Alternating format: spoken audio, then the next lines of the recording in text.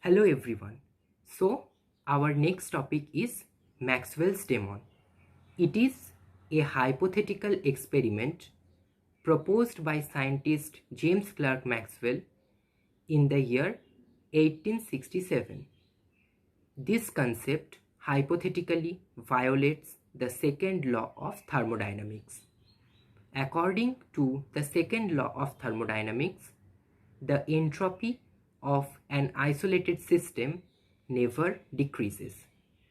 In this thought experiment, Maxwell imagined one container divided into two parts A and B. Both the chambers A and B are filled with the same gas at the same temperature.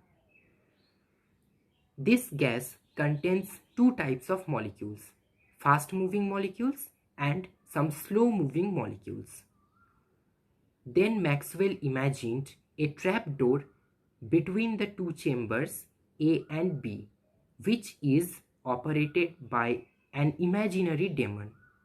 When a fast moving molecule from chamber A moves towards the trapdoor, the demon quickly opens the trapdoor, allowing that fast moving molecule from chamber A to enter into chamber B.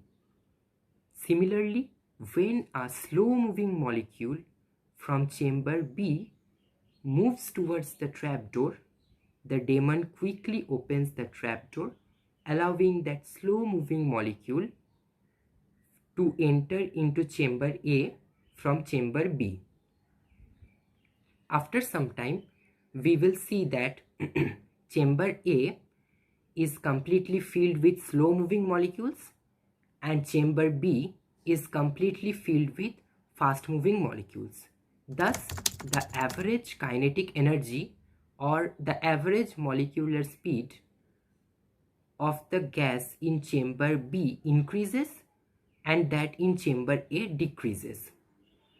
As we know that average molecular speed corresponds to the temperature of the gas, so the temperature of chamber B increases and the temperature of chamber A decreases, which results in decrease in entropy of the gas without any work done, and thus violates the second law of thermodynamics.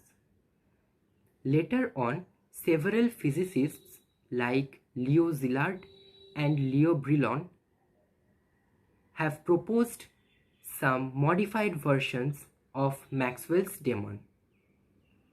This Maxwell's demon has several real-life applications.